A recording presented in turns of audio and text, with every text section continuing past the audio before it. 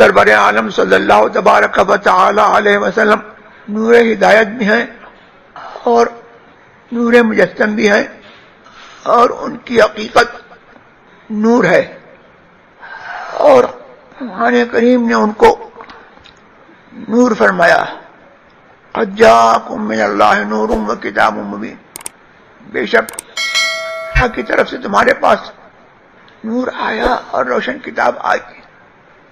حضور سرور عالم صلی اللہ تبارک و تعالی علیہ کو نور فرمایا گیا، اور نور کا مصداق ہے، اس لحاظ سے نور کہتے ہیں، نور کی تعریف یہ ہے کہ الظاہر بنفسہ والمظہر لغیرہ، نور وہ ہے جو خود ظاہر ہو اور دوسرے کو ظاہر کرے۔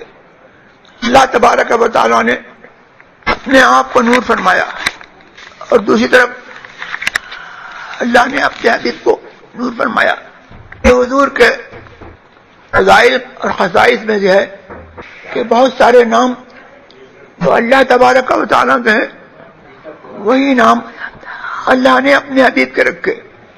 تو اللہ بھی نور ہے اور اس کا حبیب بھی نور ہے۔ اللہ نور السماوات والارض، اللہ آسمانوں اور زمینوں کا نور ہے۔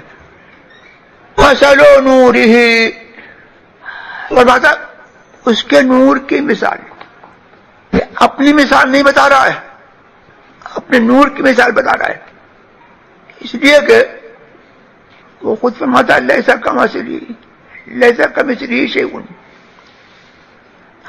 اللہ مثل سے، مثال سے، شریک سے، نظیر سے پاک ہے، کوئی شے اس جیسی نہیں۔ جب کوئی اس جیسی نہیں ہے تو یہ اپنی ذات کی مثال نہیں فرما رہا، بلکہ اپنے نور کی مثال، جس کو قد جاءکم من اللہ نور کہہ کر کے مراد دیا، یعنی محمد الرسول اللہ صلی اللہ تبارک و تعالی کو نور کہا۔ اب جس کو نور کہا اس نور کی مثال فرما رہا ہے، کہ اس نور کی جو محمد ہے اس کی مثال ایسی ہے کمشکات فیہا مصباح، جیسے ایک طاق ہے اس کے اندر ایک چراغ رکھا ہوا ہے، المصباح فی زجاجہ، اور وہ چراغ جو ہے جو اس طاق کے اندر رکھا ہوا ہے، وہ چراغ ایک شیشے کی چمنی میں ہے، شیشے میں ہے۔ الزجاجہ کانہا کوکب دری، وہ شیشہ جو ہے ایسا چمک رہا ہے جیسے کہ ستارہ، موتی کی طرح سے چمکتا ہوا ستارہ۔ یہاں اللہ نے اپنے حبیب کو نور کہا، اور اس نور کی مثال یہ بیان کی کہ وہ ایسا ہے جیسے کہ ایک طاق ہے، اس میں ایک چراغ ہے، اور اس وہ چراغ شیشے میں ہے، اور شیشہ جیسے کہ چمکتا ہوا ستارہ ہے۔ یہ اللہ تبارک و تعالیٰ نے محمد الرسول اللہ صلی اللہ تبارک و تعالی علیہ وسلم کا پورا سراپا اس آیت کریمہ میں بتا دیا۔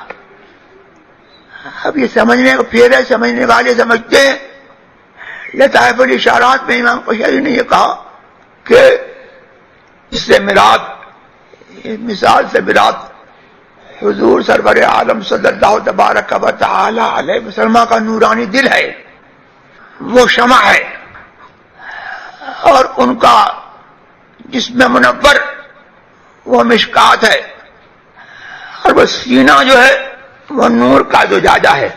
شمع دل مشکاتن، سینہ زجاجہ نور کا، تیری صورت کے لیے اترا ہے سورہ نور کا۔ اور جب اللہ نے ان کو نور کہا، اس کا مطلب یہ ہے اللہ تبارک و تعالی لہجوں کو اور لغات کو پیدا کرنے والا ہے، اور وہ واضح حقیقی ہے، ہر لغت کا اور ہر لفظ کا، ہر لہجے کا واضح ہے، ہر لفظ کے مقابل اس نے جو معنی وضع کیا ہے وہ اس واضح حقیقی کی وضع ہے۔ اب اس واضح حقیقی نے نور کہا، کس کو کہا؟ محمد رسول اللہ کو کہا۔ تو واضح میں تیری صورت ہے، معنی نور کا۔ اس واضح نے یہ مقرر کر دیا کہ میری وضع کے اعتبار سے اور میرے عرف میں جب بولا جائے گا، قرآن کے عرف میں جب بولا جائے گا نور، تو مراد ہوگا میرا محمد رسول اللہ۔ واضح میں تیری صورت ہے، معنی نور کا۔ یوں مجازن جس کو چاہیں کہہ دیں کلمہ نور کا۔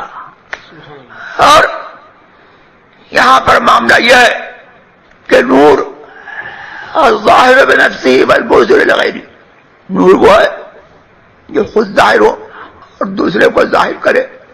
تو مرتبہ وجود میں اللہ تبارک و تعالی نور ہے، اور مرتبہ وجود میں وہ واحد ہے، اور مرتبہ ایجاد میں محمد رسول اللہ نور ہیں، اور وہ مرتبہ ایجاد میں واحد ہیں، اور ان دونوں کے درمیان کوئی واسطہ نہیں ہے۔